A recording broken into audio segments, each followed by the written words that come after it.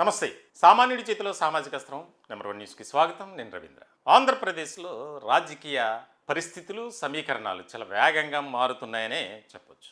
ఇప్పుడు కూటమి అధికారంలో ఉంది. 2024 ఎన్నికల్లో బ్రహ్మాండమైనటువంటి మెజార్టీ స్థానాలను సంపాదించుకుంది. దాదాపుగా 164 స్థానాలతో బంపర్ మెజార్టీ అని చెప్పొచ్చు. కేవలం 11 సీట్లకు మాత్రమే పరిమితమైంది వైఎస్ఆర్సీపీ. 2019లో ఎంత వైభవంగా వైఎస్ఆర్సీపీ ఉందో 2024 ఎన్నికల ఫలితాల తర్వాత అది పతన స్థాయికి ఏ స్థాయిలో గ్రాఫ్ అనేది పడిపోయిందో అందరికీ తెలుసు. అయితే ఇప్పుడు వైఎస్ఆర్సీపీ పుంజుకోవాలి, ఆ పార్టీ బలోపేతం కావాలి. ఫ్యాన్ పార్టీలో కొత్త వారి కోసం ఒక రకమైనటువంటి అన్వేషణ ప్రారంభమైందట. దాదాపుగా ఇప్పుడున్నటువంటి నాయకుల్లో, ఇప్పుడున్నటువంటి క్యాడర్లో ఒక రకమైనటువంటి ఉత్సాహవంతులు ఉన్నారు. మంచి వాగ్దాటితో మాట్లాడేటువంటి వారు ఉన్నారు. అంబటి రాంబాబు కావచ్చు, ఆర్కే రోజా కావచ్చు, ఇలాంటి వారు. అయితే వైఎస్ఆర్సీపీలో గతంలో పనిచేసి ఇప్పుడు సైలెంట్ అయిన వారు ఎవరైతే ఉన్నారో వారి కోసం కూడా ఒక రకమైనటువంటి ఆపరేషన్ ఆకర్ష్ అనేది ప్రారంభమైంది. ఎందుకంటే ఇప్పుడు పార్టీని నిలబెట్టుకోవాలి, పార్టీని కాపాడుకోవాలి. పార్టీ పరిస్థితి మరింత దిగజారిపోకుండా ఉండాలంటే అధినేతగా జగన్మోహన్ రెడ్డి కీలకమైనటువంటి ఒక కార్యాచరణ వ్యూహంతో ముందుకు నడవాలి.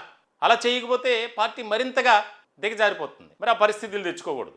ఇప్పుడున్నటువంటి 10 మంది ఎమ్మెల్యేలు అంటే జగన్తో కలిపి 11 మంది. ఈ 10 మంది ఎమ్మెల్యేలలో కూడా తీవ్రమైనటువంటి అసంతృప్తి ఉంది, ఒక రకమైనటువంటి నిరాశ అనేది ఉంది. మా నియోజకవర్గాల్లో మేము ఏమి చేయలేకపోతున్నాం అనేది ఒక రకమైనటువంటి వ్యతిరేకత, అసంతృప్తి, నిరాశ, నిస్పృహ అన్నీ ఉన్నాయట. ఇటువంటి క్రమంలో పార్టీ అధినేతగా ఈ 11 నియోజకవర్గాల్లో పార్టీ నిధులతో, సొంత డబ్బుతో నియోజకవర్గ అభివృద్ధికి కృషి చేయాలి. ఇది ప్రధానమైనటువంటి ఎజెండాగా పెట్టుకున్నట్లు. దీనికి సంబంధించి తద్వారా కాస్త ప్రజల్లో ఒక మైలేజ్ అనేది సంపాదించుకోవచ్చు మనం అనేది ఒక ప్రధానమైనటువంటి అంశం.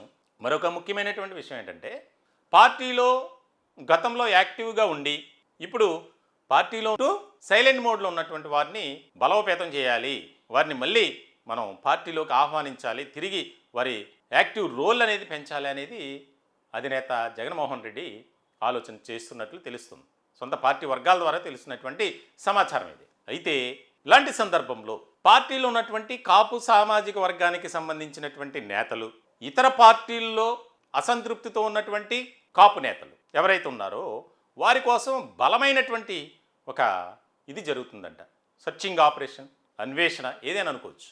దీనికి ప్రధానమైనటువంటి కారణం ఏంటంటే కూటమిలో ఉన్నటువంటి 3 పార్టీలు, తెలుగుదేశం పార్టీ, అలాగే జనసేన పార్టీ, భారతీయ జనతా పార్టీ, ఈ 3 పార్టీల్లో కాపు సామాజిక వర్గానికి సంబంధించినటువంటి నాయకులకు, నేతలకు సరైనటువంటి ప్రాధాన్యత లేదు, ఒక రకమైనటువంటి గుర్తింపు కూడా అసలే లేదు.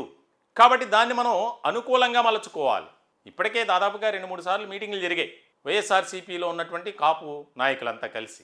తాజాగా ద్రాక్షారామంలో కూడా జరిగింది. ఇలాంటి క్రమంలో జూలై 3వ వారంలో అంటే 15 తర్వాత 15 నుంచి 20 మధ్యలో విశాఖలో కాపు సామాజిక వర్గానికి సంబంధించినటువంటి ఆయా పార్టీల నేతలతో మీటింగు ఉందట. దీనికి సంబంధించి ఒక రకమైనటువంటి ఆలోచన విధానంతో పార్టీ అధినేత జగన్మోహన్ రెడ్డి నిర్ణయాలు తీసుకునేటువంటి అవకాశం ఉంది. కాపు సామాజిక వర్గాన్ని తమ వైపు మలుచుకోవడానికి ఏ రకంగా ముందుకు వెళ్ళాలి, దాన్ని ఏ రకంగా మనం క్యాచ్ చేసుకోవాలి, ఓన్ చేసుకోవాలి అనేది. ఇప్పటికే రకరకాల అంశాల నేపథ్యంలో కాపు సామాజిక వర్గంపై దాడి జరుగుతుంది. ఎలాంటి దౌర్జన్యాలు జరిగినా, అరాచకాలు జరిగినా కనీసం కాపు సామాజిక వర్గంలో పెద్దన్న పాత్ర పోషిస్తాడు అనుకున్నటువంటి పవన్ కళ్యాణ్ సైలెంట్గా ఉన్నారు. ఆయనే అసలు కాపు సామాజిక వర్గం నాకు ఎక్కడా కూడా సపోర్ట్ చేయలేదు, కాపు సామాజిక వర్గం నిలబడుంటే గతంలో నేను 2 చోట్ల గెలిచేవాడిని కదా అనే అంశాన్ని తీసుకొచ్చారు ఈ మధ్యకాలంలో. ఇలాంటి క్రమంలో 2019 ఎన్నికల్లో పవన్ కళ్యాణ్ పోటీ చేసినటువంటి 2 నియోజకవర్గాలు, అందులో ఒకటి భీమవరం. ఈ భీమవరం నియోజకవర్గంలో పవన్ కళ్యాణ్ను ఓడించినటువంటి వైఎస్ఆర్సీపీ ఎమ్మెల్యే, ఆయన అభ్యర్థి గ్రంథి శ్రీనివాస్, ఆయన ఇప్పుడు యాక్టివ్ కాబోతున్నారు. పార్టీలో ఒక బలమైనటువంటి నాయకుడిగా ఆయన రాబోతున్నారు, వాయిస్ వినిపించడానికి కాపు నేతగా. ఇప్పుడు ఆల్రెడీ వైఎస్ఆర్సీపీలో కాపు సామాజిక వర్గానికి సంబంధించి చాలామంది ఉన్నారు.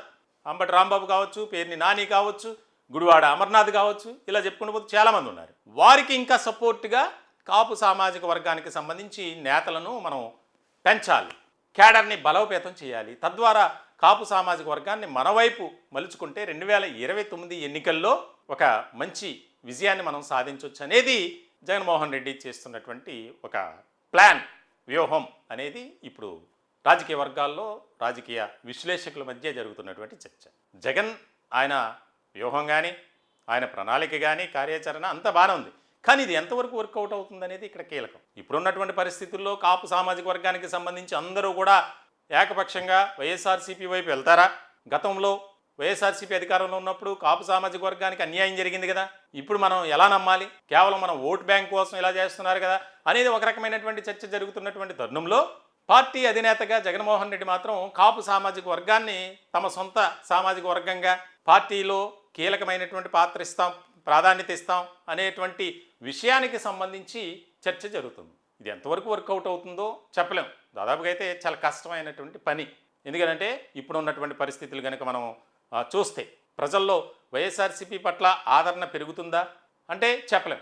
ఎందుకంటే దానికి సంబంధించినటువంటి యాక్టివ్ రోల్ అనేది వైఎస్ఆర్సీపీలో ఎక్కడ కనిపించట్లా. ప్రజా సమస్యలపై పోరాటం చేసిన దాఖలాలు తక్కువ. అసెంబ్లీకి వెళ్ళి ప్రజల సమస్యలపై మాట్లాడేటువంటి విధానం ఉందా అంటే అది లేదు. మరి ఇలాంటి సందర్భంలో ఆ పార్టీని ఎలా నమ్మాలి, ఏ విధంగా మనం ముందుకు వెళ్ళాలి అనేది మొత్తానికైతే ఒక కీలకమైనటువంటి ప్లానింగ్ అనేది జరుగుతుంది. దీనికి సంబంధించి కాపు సామాజిక వర్గానికి సంబంధించి పార్టీలకు అతీతంగా ఏ పార్టీ అయినా సరే మన వైపు మలుచుకోవాలి, వారికి ముందుగానే ఒక రకమైనటువంటి భరోసా ఇవ్వాలి రాజకీయంగా అనేది. మరి విశాఖలో జరిగేటువంటి ఆ యొక్క కాపు సామాజిక వర్గానికి సంబంధించినటువంటి నేతల ముఖ్య సమావేశంలో ఎలాంటి నిర్ణయాలు తీసుకుంటారు ఏంటనేది చాలా కీలకంగా మారేటువంటి అంశం. ఈ టాపిక్పై మీ విలువైనటువంటి అభిప్రాయాలు కామెంట్ రూపంలో తెలియజేయండి. దయచేసి మా ఛానల్ని సబ్స్క్రైబ్ చేసుకోండి. Thank you.